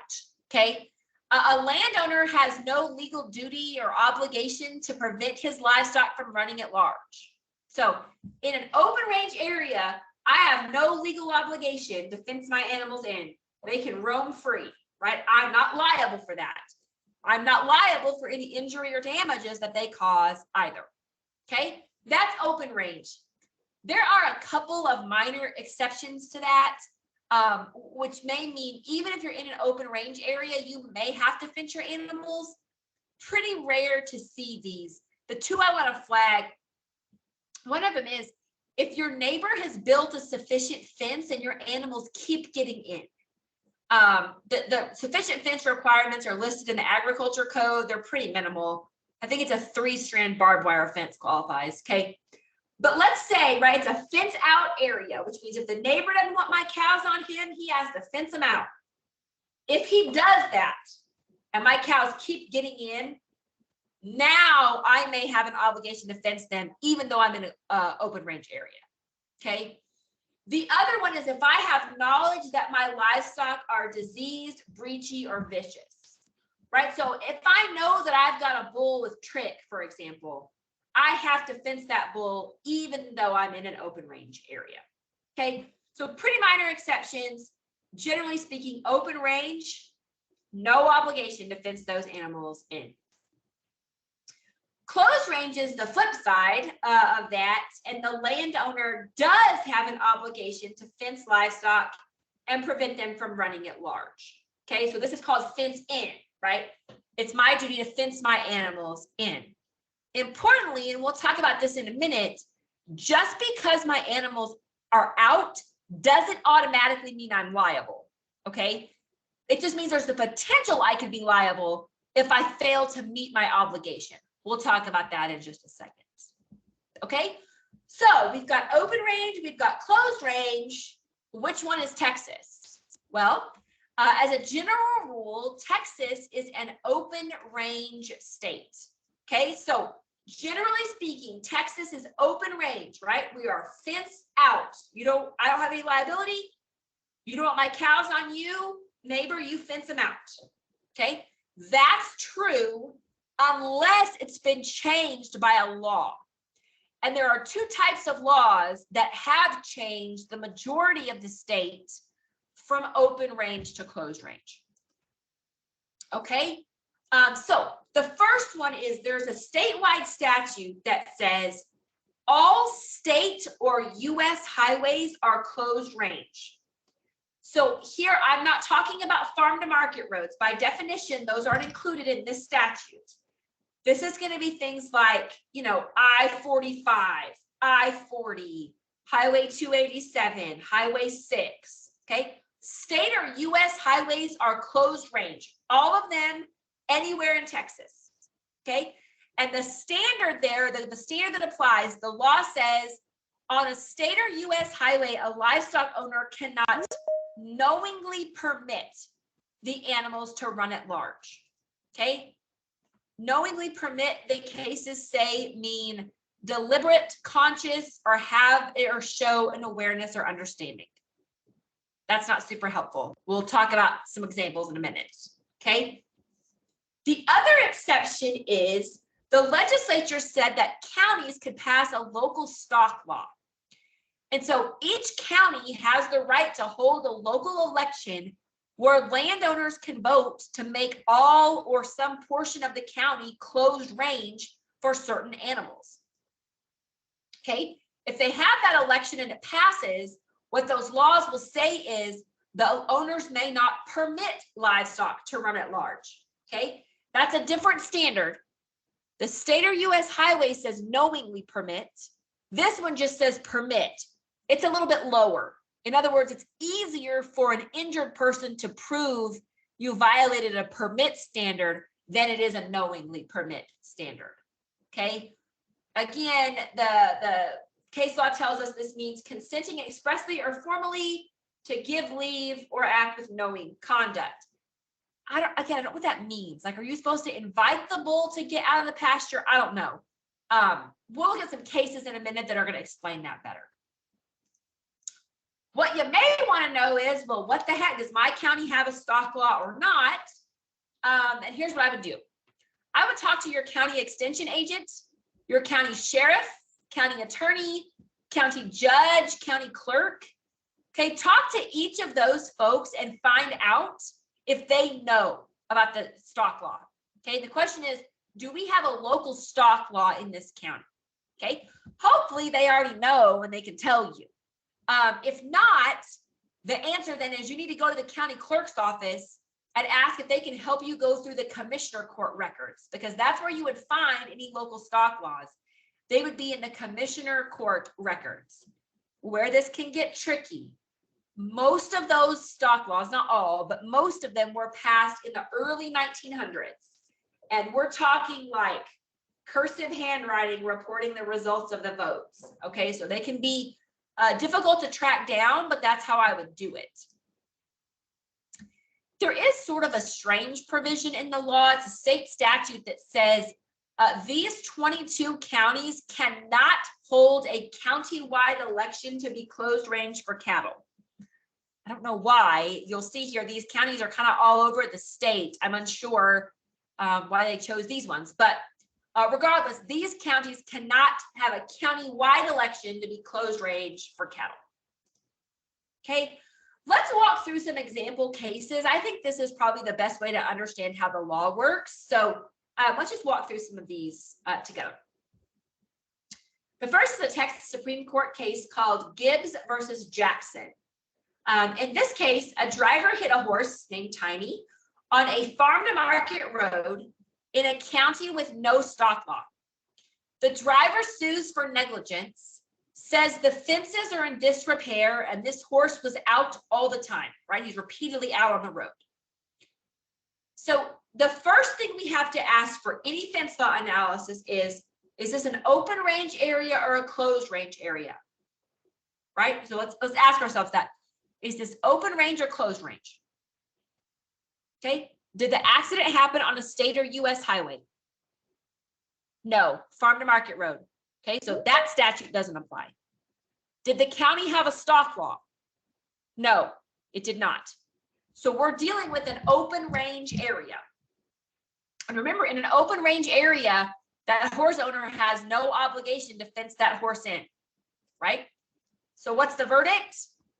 The Supreme Court dismissed the case. There's no duty in an open range county on a farm to market road. Okay, no obligation for that horse owner. Let's look next at Evans versus Hendricks. In that case, cattle were hit by a truck on a state highway in an open range county. Cattle were kept on the back portion of the pasture away from the highway.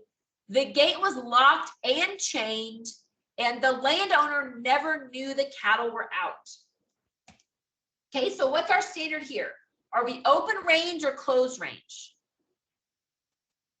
Closed range, right? Because we're on a state highway.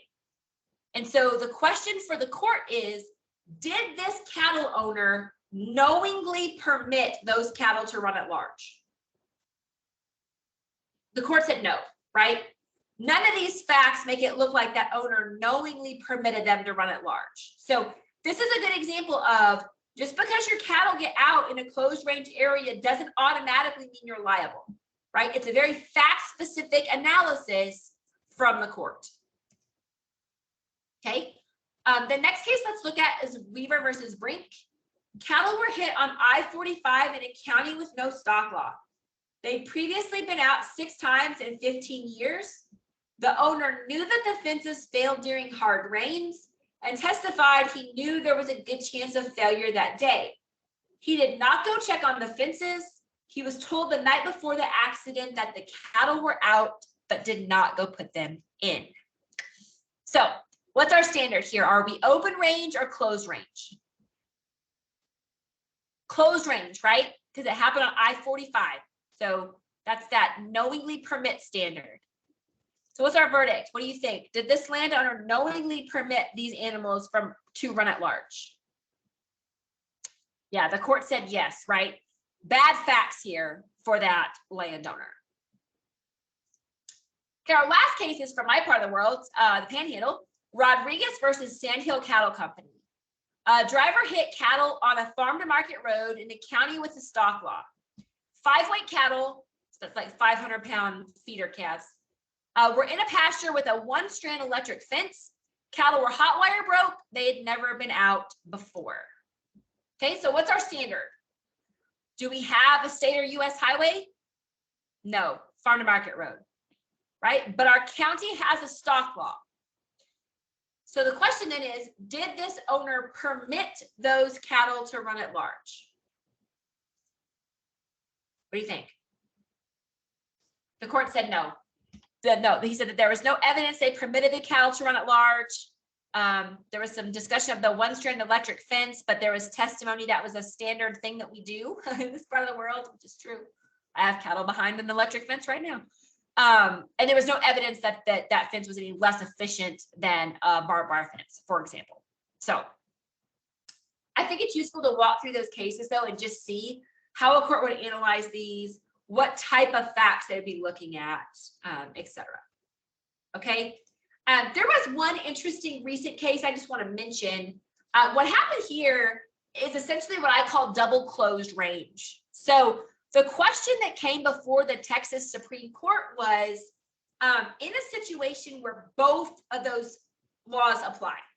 So we have an accident on a state or U.S. highway with a knowingly permit standard, in a county with a stock law with a permit standard. Which one applies? Does the plaintiff have to prove the higher knowingly permit standard? That's what the animal owner would argue, okay? Or can the plaintiff just prove the lower permit standard? That's what the injured person would argue, okay? That was the question that came before the Texas Supreme Court in a case called Garcia versus Prusky. In that case, we had a vehicle hit a bull on a state highway in Wilson County, which Wilson County does have a stock law. So, right, double closed range, state highway, stock law. The owner only had 1 cow out 8 years ago. The gate was latched where the bull was located. There was a lock on there, but he left it unhooked so somebody could get into the property later. Bull gets out, driver sues, claiming a violation of both permit and knowingly permit standards. The trial court said they cannot prove knowingly permit. There was no evidence for that. So knowingly permit claim is dismissed, but they thought that the permit claim, there was enough facts to go to a jury. Okay, the appellate court thought that was the case. So it really matters here which one applies, right? If you got to prove knowingly permit, the case gets dismissed. If you've got to just prove permit, then the appellate court at least said it goes to a jury. And the Texas Supreme Court ruled that only the higher knowingly permit standard exists. So in other words, this was an animal owner friendly ruling, because if you have a double closed range situation, the plaintiff has that higher burden to prove knowingly permit. Okay. There was some concerning analysis from the Court of Appeals in this case. In particular, they thought that there was enough evidence here for even the permit standard to go to a jury. I'm not sure that you would have told me that when you read the facts, right? If this had been one of our examples, and I would have said that there were good fences, the gate was latched, the owner had only had 1 cow out 8 years ago, I probably would have said that he didn't permit it to run at large. The Court of Appeals thought there was enough evidence for that, and they relied really on two things. One of them was the fact that there wasn't the lock that was there, wasn't locked, which is bizarre to me because we're not under any obligation to lock our gates, right? And frankly, I don't lock my gate to keep my cattle in, I lock it to keep people out, right? So that seems strange. They also really talked about the fact that there was no cattle guard. Again, strange, because we have no obligation for that. So I just thought it was sort of a concerning analysis and a good reminder that, you know, a lot of times the judges we may run into may not be folks that wear cowboy hats and boots, right, and understand how things work in the country. So just keep that in mind. From a legal perspective, that opinion is out, right? It was overruled, but it was concerning to see how that analysis was undertaken. Okay, next let's hit on the estray law. This is a law that says, what do you do if you have animals on your property that don't belong to you? And I get the most interesting questions here, right? I got one, you know, the guy's like, my neighbor's cows keep getting on my property and they've eaten my almost ready to pick cabbage. He said, I think beef would be a good payback for the cabbage, and I have a sharp knife, a 7-mag, and a freezer. First of all, don't write things like that on public forums, right? Like if that was a blog comment I got, don't do that. Second of all, no, you can't do that to the calf either. The answer is, if stray livestock are on your property, you may not sell them, you may not keep them. Okay, finders keepers applies only on the playground, not here. So that's the first thing. What you have to do from a legal perspective, the Texas Agriculture Code has a section, chapter 142, that governs estrays. It sets out the exact procedure for what has to happen for estray livestock. The landowner needs to contact the county sheriff as soon as reasonably possible. Also a good idea to contact your TSCRA special ranger. That's not statutorily required, but they may be able to offer you some assistance here in this process. Okay, so we contact the sheriff. If no owner is found within 5 days, the sheriff will impound the animal. I think sometimes they do it sooner than that. It just depends on your sheriff, probably. If an owner does come forward, there can be a redemption payment imposed. And that could be to pay back some of the costs you might have had of gathering and feeding the animal while you had it. If nobody comes forward, the sheriff has to post notice and conduct a diligent search for the owner. You'll sometimes see this posted like on the bulletin board at the courthouse or in the newspaper, right? Something like 5 black calves on County Road Y. That's why they post it. They have to under this statute. If no owner is found, the sheriff then can sell the animal at public auction. The sheriff can, not you, okay?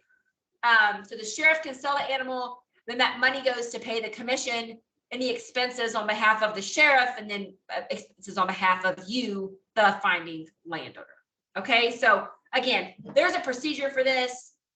You can't just take matters into your own hands, is the takeaway. Okay, almost done here. A couple more fence law items and we'll wrap it up. Responsibility for building and maintaining fences. Lots of questions on this. The first thing to know, there is no legal obligation in Texas for your neighbor to share in the cost of building a boundary fence, right? So if we want to build a fence between our 2 properties and I knock on your door and say, hey, let's build a fence, will you split the cost with me? And you say, no, I can't make you share in that cost, right? No legal obligation to do so. Now, if we have a fence on the property line, there's kind of a presumption that that fence is jointly owned. We assume the fence is jointly owned, okay? However, if one neighbor foot the bill to build the fence and the other one did not help, then that fence is no longer a common or joint fence. It's owned by the builder, okay? And that makes sense, right? If I fork over all the money to build the fence, it should be my fence. Now, the kicker here is you'd have to be able to prove that you paid the money. And that's easy enough if you built it last year. I got a call not too long ago, somebody who that grandpa had built the fence all these years ago. Grandpa's gone. How do we prove it? It was next to impossible to do that, right? So One thing I will say, if this is a situation for you, you may want to record something again, record some of those deed records that says, like, I built that fence, right? I'm the one who paid the bills, get it recorded so that there's at least some record that might be evidence of that. Sometimes folks will build fences on their side of the property. So instead of building it right on the boundary line, I'm going to come in a foot and build it on my side. That certainly is the property of the builder in that scenario. Just another good point here. If you're going to build a fence, get a survey, okay? Or I'll go find a fairly recent survey, because if you've priced what it costs to build a fence right now, you don't want to build that in the wrong place and then have to remove it and start over, right? So it's worth making sure we're going to get that done in the right location. Okay. Another thing, you cannot enter into your neighbor's property or remove any sort of vegetation from his side in order to build a fence on the property line. So let's say I want to put my fence right on the property line, but to do that, I got to clear on both sides of the line. If my neighbor doesn't permit that, I can't clear on his side of the property, okay? Because again, I'd be trespassing on his side. Okay, one other thing here, this question comes up sometimes about what if we build a fence off of the property line for whatever reason? You know, like maybe there's a creek or something and it's just easier to build it off the line. Generally speaking, a fence built off the property line does not change where the property line is. I'm not going to say it never can. I will say usually it doesn't. Okay. So in order for, so I'll get that call too. Somebody will say, well, this fence has been here for 30 years. I read that, you know, once it's here for 10, it's mine now, right? The property line changes. A fence alone is not going to change the property line. There could be a claim of adverse possession by the neighbor, right, who got the additional land under his fence. But there's other steps they have to prove. It has to be what's called a designed enclosure. There's lots of more details that we won't get into. It can happen, very rare, that a fence being off would change the property lines. Okay. Last thing, let's talk about, there's a statute called the removal of adjoining fences statute. This is in the agriculture code. It exists. I don't know how many people know about it. There is no case law on it, despite being on the books forever. It's kind of a three-pronged statute. The first section says that if you are a joint owner in a boundary fence, you cannot remove that fence unless there is mutual agreement between both owners. And that kind of makes sense to me, right? Like if I'm a joint owner in a fence, neither of us can remove that fence unless we both agree. That seems fair. Okay. Now, again, this is why it's important, if you build the fence on the boundary line and it's your fence, why you need to have proof of that. Because in that scenario, if it was truly my fence, then I could remove it without permission. Okay, the next one is, a person may not remove a fence that is attached to a fence owned in part or whole by another without giving 6 months written notice. So let's say that we've got a boundary fence we jointly own and I tie into it with my cross fence. This statute says I can't remove my cross fence because it ties into a jointly owned fence without 6 months notice to the other person. I don't know how often that gets followed, but that's in the law, okay? The last one says, a person who owns a fence wholly on her property may require the owner of a connecting fence to disconnect with 6 months written notice. Okay, so again, if I own the fence and it's on my property, not the boundary line, my property, and someone else tied into it, I could make them remove that tie-in with 6 months written notice. Okay, so again, just be aware of that statute. I mean, it does exist, it's on the books. Okay, somebody sent me this picture one time and said, this has to be like a fence law dispute because we have two perfectly good fences right next to each other. So I don't know, maybe that's right. It did make me sort of laugh. So with that, that's my presentation for the day. Thank you so much. Again, I enjoyed the opportunity to be here. This is all of my contact information. So if you guys have questions, if you need more materials, if you want links to anything, feel free to call me or shoot me an email. Your county extension agent can certainly reach me as well. I'm also available. I'm on Twitter and Facebook. You can feel free to follow me there. And then there's the links as well to the blog and the podcast, which we mentioned at the beginning of the presentation.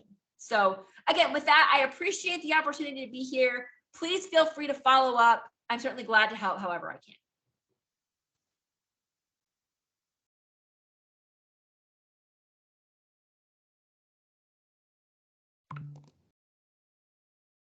Okay, can everybody hear me okay? I can hear you. Okay, awesome. So does anybody have any questions? See, I hear somebody I playing do not. music. I'm scrolling through the chat right now to see if we have any in the chat. And there's a few people who have their hands raised. Have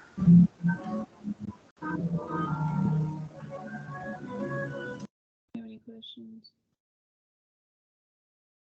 So yes, we had Katie Smallwood. She said she couldn't get the link to work and was late getting in, and can I watch the recording after the class? Yes, Katie, it'll probably be a couple of days before we get it to you though, because we have to edit it and then we'll send it out to everybody. But yes, you should be able to get this recording and be able to watch it at your convenience. Yeah, same Melissa, we'll get you that recording. Are all the classes going to be about the same length? I think so. Most of the classes have 2 speakers or 2 topics, and I believe they're going to be about 45 minutes each. And of course, all the rest of the sessions are going to be live. We'll have a live speaker, not a recording like this one was. Tiffany does a lot of traveling and a lot of speaking. So when she can, she really likes to keep her hours between 8 to 5. So we definitely, appreciate her for even doing the presentation. So we don't mind at all getting her to pre-record it. But all of the following ones are going to be live. So if we need to take a break in between the speakers or anything like that, we certainly can. Okay, Carrie, you gave us a scenario about your neighbor's cows get out 3 to 4 times a week, eating my chicken feed and destroying my garden. What can I do? I would go talk to the sheriff's department, and I would definitely, whenever we send this recording back to you, I would go back through Tiffany's presentation to double check what I'm telling you, but go figure out if you have an open range county or a closed range county, and then you can talk to the sheriff's department or the county attorney, things like that. I want to say Tiffany discussed that actually during the fence law. Yeah, I think that's correct, Jessica. I would confirm what your fence law is, and then, speak with the sheriff, county agent, county clerk on that.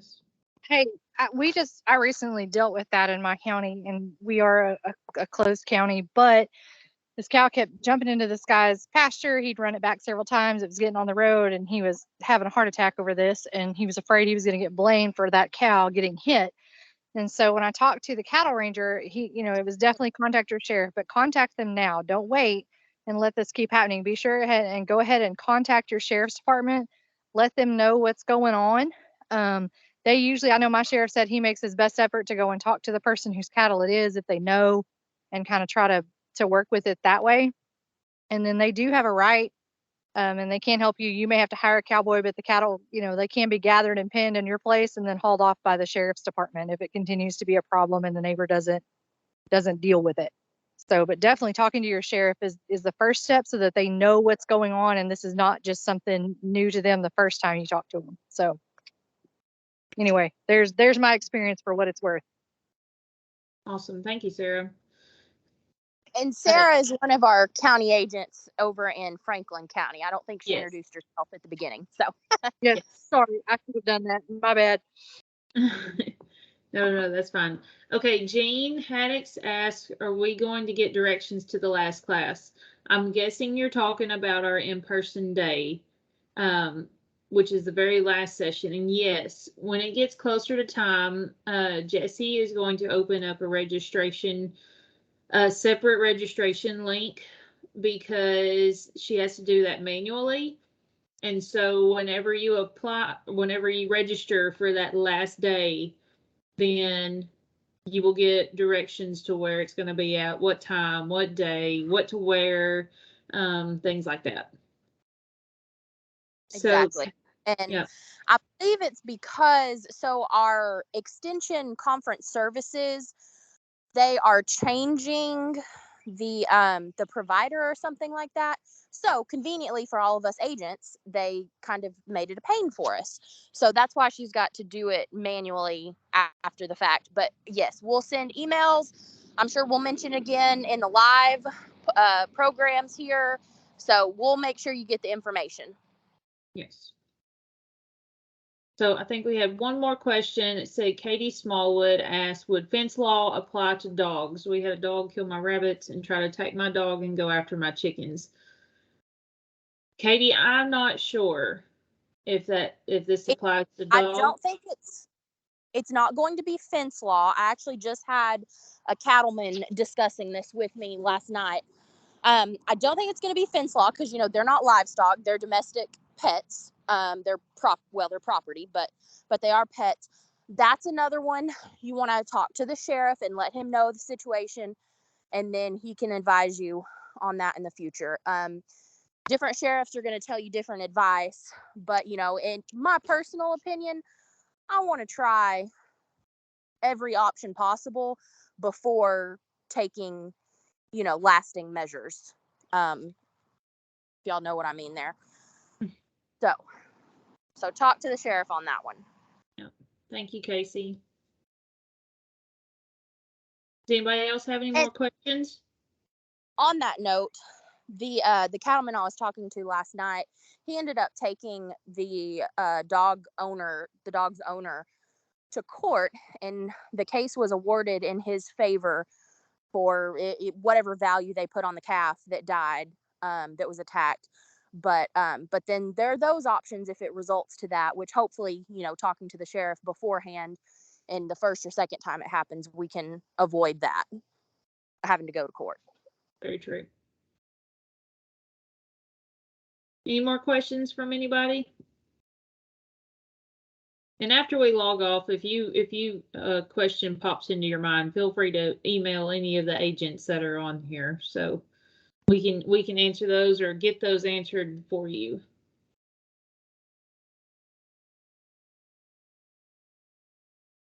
Certainly, if you have any other questions for Tiffany, we can pass those along too. She's pretty awesome about, like she said, she's not your lawyer, but she is very good about giving advice on when something she can advise you on or when it is time to get an actual lawyer for yourself. So we can pass that on too.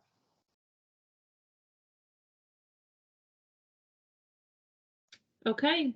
Well, if nobody has any more questions, we're going to let y'all go for the night. Thank y'all very, very much for sticking with us tonight, even through the technology malfunction. I had no idea that was happening. Everything seemed fine on my end over here. So thank you, Casey, for catching that. Thank y'all for staying patient with me as I fixed it and we got going again. Again, if y'all have any questions whatsoever, feel free to email us, call us, and we will see you all hopefully next week for Dr. Blake Bennett, and he is going to talk about land use potential and the landowner resource talk. That will also be with Kara Petty, who will be the Delta County agent. So we will have 2 speakers next week. Correct, Casey? I think so. Yes, ma'am. I think so. Sorry, took me a minute to get unmuted. Yes. Okay, awesome. Well, thank y'all very much, and we'll see y'all next week, and have a good evening, everybody.